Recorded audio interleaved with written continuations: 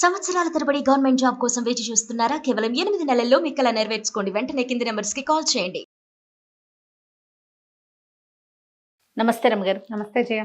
రమ్మగారు, ఏదైనా తమాషా కథ ఒకటి చెప్పుకుందామండి. పూర్వం ఒక సముద్ర తీరంలో ఒక చిన్న ఊరుండేది. ఆ ఊళ్ళో ఒక రైతు ఉండేవాడు. ఆయన భలే తెలివైన వాడు, మహా తెలివి. ఆయనకు ఒక కొడుకు ఉండేవాడు. వాడు కొంచెం సామాన్యమైన వాడు, అంత తెలివి గలవాడు కాదు. మనం చూస్తుంటాం తెలివి గల నాన్నలకి సామాన్య కొడుకులు ఉంటారు. అవును కదా. అయితే కోడలు మాత్రం భలే తెలివైంది. ఓకే. హాయిగా కులాసాగా ఉండేవాళ్ళు, ఏదో పని చేసుకునేవాళ్ళు. రైతు ఏమో పొలం వెళ్ళేట, కొడుకు ఇంటి దగ్గర ఏదో పని ఉందని ఉండిపోయి ఒక కొడవలికి పిడి చెక్కుకుంటున్నట్ట. కొడవలికి ఇట్లా కర్ర దోపుతారు కదా, అది చెక్కుతున్నాడు. కూర్చొని చెక్కుతుంటే ఒక ముగ్గురు నల్లటి మనుషులు వచ్చారట. బాగా నల్లగా ఉన్నారు. నల్లగా ఉండటం సామాన్యమే, ఇది బాగా కారు నలుపు అనమాట. వచ్చి మా రాజుగారు నేను తీసుకురమన్నారు. సముద్రపు రాజు, మా రాజు అంటే సముద్రపు రాజు. ఆయనకి ఒక పని ఉంది, నేను తీసుకురమ్మన్నారు, మాతో రమ్మన్నారు. రమ్మనేసరికల్లా సముద్రపు రాజుకి మేమేం పని చేస్తాం, ఏం పని చేయాలి అన్నాడు. ఒక తెలివైన పని చేయాలి, మా ఊళ్ళో ఎవ్వరికి ఆ తెలివి లేదు, నీది ఏమైనా తెలివి ఉంటుందేమోనని నేను తీసుకెళ్ళడానికి వచ్చామన్నారు. అనేసరికి వీడన్నాడు రైతు కొడుకు, తెలివి సంగతి వస్తే మా నాన్న చాలా తెలివైన వాడు, నాకంత తెలివి లేదు అని చెప్పాడు. చెప్పేసరికల్లా వాళ్ళు అన్నారు, సరే అయితే మీ నాన్నని తీసుకురా, మనం సముద్రంలో నుంచి వెళ్ళాలి, రేపొద్దున రేవు దగ్గరకు వచ్చేయండి, ఒడ్డుకు వచ్చేస్తే సరే సముద్రపొడ్డుకి మిమ్మల్ని తీసుకెళ్తామన్నారు. అనేసరికి సరే చీకటి పడ్డాక వాళ్ళ నాన్న వచ్చాడు. నాన్న వస్తే ఈ రైతు కొడుకు చెప్పాడు, నాన్న ఆ సముద్రపు రాజుగారి భటులట ముగ్గురు వచ్చారు, నల్లటి వాళ్ళు. వాళ్ళ రాజుగారి దగ్గరట ఏదో తెలివైన పని ఒకటి చేయాలట. మరి నీకంత తెలివి, నీకైతే తెలివి ఉంది, నాకంత లేదన్నాను, నేను తీసుకురమ్మన్నారు. రేపొద్దున వాళ్ళు రారు మన దగ్గరికి, మనమే వాళ్ళ దగ్గరికి వెళ్ళాలి, వెళ్దాం పద అన్నాడు. అనేసరికి వాళ్ళ నాన్న అన్నాడు, ఒరే ఏమిటో ఎవరో రా వాళ్ళు, సరిగ్గా కనుక్కున్నావా? ఏమిటంటే కనుక్కున్నా నాన్న, సముద్రపు రాజుట రమ్మన్నారంటే వాళ్ళ నాన్న అన్నాడు, బాబోయ్ వాని ఇంటి దాకా వస్తే ఎవరితోన్నా వెళ్ళొచ్చు, మళ్ళీ ఒడ్డు దాకా ఎవడు నడుస్తాడు, నా వల్ల కాదు నడవటము అని తిరగబడ్డాడు నాన్న. తిరగబడి కుర్రాడికి అదేమిటో తెలివిగల వాళ్ళ పనిని తనని పిలిచారు. తనంటే నాన్న పేరు చెప్పాడు అనుకో, కానీ తన్నే కదా ముందు అడిగారు, నాన్నని తీసుకెళ్ళాలని ఉంది. అదేదో తెలివైన పని, ఏదో ముట్ట చెప్తారు, మంచి బహుమానం. వాళ్ళ ఆవిడతో చెప్పాడు, ఏమేమే నాన్న రానంటున్నాడు అంటే, ఎందుకు రాడు, ఏదో కథ చెప్పి తీసుకెళ్ళి, మీ నాన్నకి ఏదైనా మాట్లాడుతుంటే ఆయన మాటల్లో పడతాడు, నీకు అలసట తెలియకుండా నేను తీసుకెళ్తాను నాన్న అని చెప్పి మీ నాన్నని బయలుదేరి దిగి కథ చెప్తానంటే వస్తాడంటే, సరే పొద్దున్నే ఏమన్నాడు, నాన్న నీకు నడిచిన అలసట తెలియకుండా కథలు కబుర్లు నేను చెప్తాను, రా అని నాన్నని బయలుదేరితేశాడు. సరే నాన్న కొడుకు ఇద్దరు బయలుదేరారు. కోడలు చూస్తూనే ఉంది, తండ్రి కొడుకు కబుర్లు చెప్పుకుంటూ, తండ్రి కొడుకు ఆ కథ ఈ కథ, అడవిలో జరిగింది పిట్ట కథ పిచ్చి కథ చెప్పి రేవు దాకా తీసుకుపోయాడు నాన్న. ఆ రేవులో పరమ నాసిరకం పిచ్చి పడబోటి ఈ ముగ్గురు నల్ల దిబ్బల్లాంటి మనుషులు నుంచునున్నారు. తెలబడి బరి ఇదేం పడవరా, ఇవేం మనుషులరా, రాక్షసులు ఏమిటోరా వీళ్ళు, నిజానికి అది రాక్షస రాజ్యమే. వాళ్ళు చెప్పాలా వీడికి, సముద్ర రాజు అని చెప్పారు వాళ్ళు. మరి వీళ్ళతోటి ఇప్పుడు వెళ్ళకపోతే, కనపడ్డాక మానేస్తే పారిపోతే, వాళ్ళు వెంబడిపడి పట్టుకుంటే, అవును కొడితే చంపితే ఏం చేయాలి, సరే ఇంకేం చేస్తాం, ఇదేం పడవ పిచ్చి పడవ అన్నాడు వాళ్ళని. అనేసరికల్లా వాళ్ళు అన్నారు, అబ్బే కాదండి ఇది అత్యద్భుతమైన పడవ, మా దగ్గర ఉన్న పడవల్లో అన్నిటికంటే స్పీడ్గా వెళ్ళేది ఇదే అని చెప్పారు. ఈ బోడి మొహల్లా ఉన్నదే స్పీడ్గా వెళ్తే వాళ్ళ దగ్గర ఎంత చెత్త కాని పడవలు ఉన్నాయో. సరేనని పడవ ఎక్కి కూర్చున్నారు. ఎక్కి కూర్చుంటే బోళ్ళంతసేపు ప్రయాణం చేశాక ఓ దీవి వచ్చింది, సముద్ర రాజ్యం అన్నారు. ఇంతకీ అది రాక్షస రాజ్యం. తీరా వీళ్ళు వెళ్ళేసరికల్లా అదంతా అడవి, అంతా బోడిగా మొక్క మోడు లేకుండా ఏడ్చి మొత్తుకున్నట్టుంది, వికామయంగా ఉంది. అది ఏమి బాగుండలా.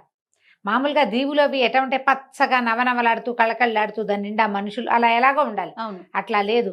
బోడిగా పుల్లా పొడక ఏమీ లేకుండా, చెట్లు లేవు. రాక్షసులు ఉన్నారు కానీ వాళ్ళందరినీ వీళ్ళ కంటపడితే వాళ్ళు అనుకున్న పని అవ్వదు కాబట్టి ఎవరిని చూపించాల వీళ్ళకి. కోట లోపలికి తీసుకుపోయారు. కోటల్లే ఉంది, కోటలోకి తీసుకెళ్ళాక రాజుగారు చూస్తే ఆయన ఇంకా భయంకరంగా, ఇంకా నల్లగా, అక్కడ ఘోరాతి ఘోరంగా, మధ్యలో మాట్లాడుతున్నప్పుడు పక్క కూరలు కూడా కనపడుతున్నాయి వాడివి.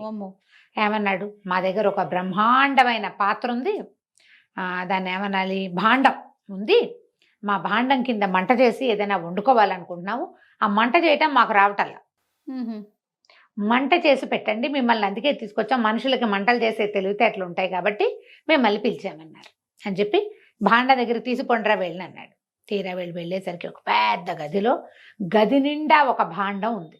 అంత పెద్దది, రాగిది, తోమబడి శుభ్రంగానే ఉంది. సరే నాన్న కొడుకు ఏం చేశారు, వీళ్ళు గదిలోకి వెళ్ళారు. రాక్షసులు బయట నుంచున్నారు. వీళ్ళిద్దరు ఆ భాండం చుట్టూతా తిరిగారు. తిరిగితే కొడుకన్నాడు, ఇదేమిటి నాన్న ఇంత గిన్నె ఎక్కడిది వీళ్ళకి అనేసరికల్లా ఆయన అన్నాడు, ఒరే ఇది మన రాజుగారి ముత్తాతదిరా, ఆయన దీని నిండా అన్నం వండిచ్చి అడిగిన వాళ్ళకి లేదనకుండా పెట్టేవాడు అక్షయ పాత్ర ఇది. ఈ రాక్షస వేధవులు ఎప్పుడో వాళ్ళని కొట్టో కోసో తీసుకొచ్చేసారు, ఏనాటి నుంచో వీళ్ళ దగ్గర ఉంది. ఈ కథలు మా చిన్నప్పుడు వినేవాళ్ళం. అక్షయ పాత్ర ఫలానా రంగు ఫలానా షేప్ అని తెలుసు ఆయనకి, ఇది అదని గుర్తుపట్టాడు. చుట్టూతా తిరిగి గదిలోంచి బయటకు వచ్చాడు. బయటకు వచ్చాక బయట ఉంచున్నారు రాక్షసులు. వాళ్ళు అన్నారు, వెలిగించావా మంట పెట్టావా అన్నారు. మంట ఏం పెడతాం, దేనితో పెడతాం, ఉఫ్ అని ఊస్తే మంట రాదు. రావి పుల్లలు, మర్రి పుల్లలు, తుమ్మ పుల్లలు అని చెప్పి 9 మొక్కల పేర్లు చెప్పాడు. జువ్వి, రావి, మర్రి, మేడి, పొన్న, తాటి, ఈ 9 రకాల పుల్లలు పట్టుకురండి, మంట క్షణాల్లో చేస్తాను అనేసరికి రాజుగారు అన్నాడు, ఏడిసినట్టుంది, మా దీవంతా బికామయంగా ఉంటుంది, ఇక్కడ మొక్క మూడు లేవు, పుల్లలు ఎక్కడి నుంచి దొరుకుతాయి మాకు అన్నాడు. పుల్లలు లేకపోతే మంట ఎక్కడి నుంచి వస్తుంది అన్నాడు రైతు. అనేసరికి మరి ఇప్పుడు ఎట్టా అన్నాడు, ఓ పని చేయండి, మీ ఊళ్ళో దొరకవు కానీ మా ఊళ్ళో బోల్డ్ అని దొరుకుతాయి, మా ఇంటికి ఎవరైనా పంపించండి, మా కోడలికి పేరు లిస్ట్ అంతా చెప్తే మొత్తం లిస్టు పుల్లలని ఇచ్చేస్తుంది, మంట పెట్టి వెళ్ళిపోతామన్నాడు. అని చెప్పి ఏమన్నాడు, మీరు ఇట్లా పని వాళ్ళని పంపిస్తే మా కోడలు ఇవ్వదు, వాళ్ళు దానికి నమ్మకం కుదరదు, మీ అబ్బాయిలిద్దరిని పంపించండి, మీకు కుమారులు ఉన్నారంటే 2 కుమారులు ఉన్నారు, 2 కుమారులని పని వాళ్ళ చేతికి ఇచ్చి పంపండి, వీళ్ళు వెళ్ళి అడుగుతారు, అడిగితే మా కోడలు పుల్లలు ఇస్తుంది, పుల్లలు తీసుకొస్తే వెలిగించి వెళ్ళిపోతామన్నారు. అనేసి సరేనని ఈయనేం చేశాడు, 2 రాక్షస పిల్లలు ఉన్నారు ఆయనకి, ఈ ముందు ఉన్నారుగా ముగ్గురు పని వాళ్ళు ముందు లాక్కెళ్ళారు కదా ఈ భటులు, ఆ 3 భటులతోటి ఈ 2 కుర్రాళ్ళని ఇచ్చి ఈ రైతు వాళ్ళ ఇంటికి వెళ్ళి వాళ్ళ కోడల్ని అడిగి రమ్మని చెప్పారు. చెప్పేసరికి ఆ ఇంటికి తీసుకుపోయారు. ఓ రోజంతా ఒక అరపూట ప్రయాణం చేసి వాళ్ళ ఇంటికి వెళ్ళారు. కోడల దగ్గరికి వెళ్ళేసరికి కోడలు ఆశ్చర్యపోయింది. భర్త ముందు చెప్పాడు 3 నల్లటి వాళ్ళు వచ్చారండి, వీళ్ళు కూడా నల్లటి వాళ్ళే, వీళ్ళు కొంచెం రాజుగారి పిల్లలల్లే ఉన్నారు. బాగా ఆలోచించింది, వీళ్ళు ఎందుకు వస్తున్నారు మన ఇంటికి అని. వాళ్ళు వచ్చాక అన్నారు, ఏమమ్మా మా ఇంట్లో మంట పెట్టడానికి మీ మామగారికి మా దగ్గర పుల్లలు లేవు, అందుకని మీ ఇంట్లో ఉన్నాయట, ఆ పుల్లలు ఇవ్వమన్నాడు, మర్రి, రావి, జువ్వి, మేడి అని 9 లిస్టు చదివారు. ఈ అమ్మాయి అనుకుంది, ఏదో తిరకాసుంది, ఒక్క పుల్ల లేని ప్రదేశంలో మంట పెట్టడానికి ఎందుకు పిలిచారు, వీళ్ళని ఏం చేయబోతారో అక్కడ అని చెప్పి, సరే ఒక చీకటి కొట్టు, వాళ్ళు వడ్లు దాచుకునే కొట్టు ఒకటి ఉంది, వడ్ల కొట్టు, ఆ కొట్టు దగ్గరికి తీసుకెళ్ళి తాళం తీసి తలుపు గడి తీసి, బాబు మీరు అడిగిన పుల్లలన్నీ లోపల ఉన్నాయి, లోపలికి వెళ్ళి తెచ్చుకోండి అమ్మా అంది. 2 అబ్బాయిలు లోపలికి వెళ్ళారు. వెళ్ళగానే ఇది బయట గడి పెట్టి తాళం పెట్టేసింది. పెట్టేసి బయటికి వెళ్ళి, మా వాళ్ళు వస్తే కానీ అవి రావు, మీ అబ్బాయిలు 2 మా దగ్గర ఉంటారు, మా వాళ్ళని వచ్చి తీసుకెళ్ళమను, అందాక మీ వాళ్ళని నేను పంపను. ఈ రాక్షసులకి ఏం చేయాలో తెలియలే. రాజుగారు ఉంటే ఐడియా చెప్తాడు, తమేం చేస్తారు, తాళం వేసేసింది, వీళ్ళకి ఆ తాళాలు గీలాలు తీయడాలు రావు. 3 పొలోమని పోయారు. మళ్ళీ పోయేసరికల్లా రాజుగారి దగ్గరికి వెళ్ళి, ఆవిడ ససేమిరా పిల్లల్ని బదలనందండి, వీళ్ళు వస్తేనే కానీ వాళ్ళని వదిలిపెట్టనంటోంది అనేసరికి ఆయనకి ఏం చేయాలో తెలియలేదు. ఆయనకి 2 కొడుకులు ఉన్నారు. 2 పిల్లలు పోయి వాళ్ళ ఇంట్లో చీకటి కుట్లో కూర్చుని ఉంటే ఏం చేయటం, అవును, వాళ్ళంతటా వాళ్ళు పడవలెక్కి రాలేరు. ఒకవేళ రేపు వాళ్ళు వదిలేసిన వాళ్ళని తెచ్చుకోవాలి మనం, చిన్నపిల్లలు కదా, అవును, కుర్రాళ్ళు. అక్కడి నుంచి పొండి మీ 2, మీ కోడలు భలే తెలివైంది, మా పిల్లల్ని ఇరికిచ్చేసింది, పొండి అన్నాడు. అనేసరికల్ రైతు అన్నాడు తాపిగా కాళ్ళు చాపుకుని కూర్చుంటూ, అబ్బే అటైట పోతామండి, మేము పని చేయడానికి వచ్చాము, ఏదో బహుమానం ముడుతుందని వచ్చాం, మీరు పని చేయించలేదు, బహుమానము లేదు, ఏదైనా ఒకటైనా అయితే కదా మేము వెళ్ళేది, అది ఏదైనా దయచేయించండి అప్పుడు మేము వెళ్తామన్నాడు. ఈయన ఏం చేయాలో తెలియలే, ఇప్పుడు వెలిగించాలి, ఆ పని ఏమిటి వాళ్ళది, అది వెలిగించడానికి. అక్కడ పుల్లా పుడక ఏమీ లేవు వాళ్ళ దగ్గర, పుల్లల కోసం పంపిస్తే పిల్లలు అక్కడ సెటిల్ అయిపోయారు. అందుకని ఏం చేశాడు, ఇంత బంగారపు ముద్ద తీసుకొచ్చి చేతిలో పెట్టాడు, బహుమానం ఇచ్చేస్తున్నాను, మీరు ఇంటికి వెళ్ళి మా పిల్లల్ని పంపించండి. సరే మొత్తం మళ్ళీ 3 భటులు, రైతు, కొడుకు బంగారపు ముద్ద మోసుకుంటూ పడవెక్కి వెళ్ళిపోయారు, నాశరకం పడవ.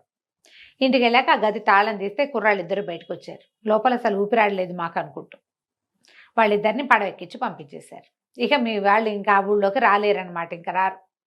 వీళ్ళు 3 హాయిగా బంగారం ముద్ద పెట్టుకుని మరి కాస్త పొలం కొనుక్కుని సంతోషంగా హాయిగా ఉన్నారు. కథ కంచికి మన చిన్న కథ చాలా బాగుంది.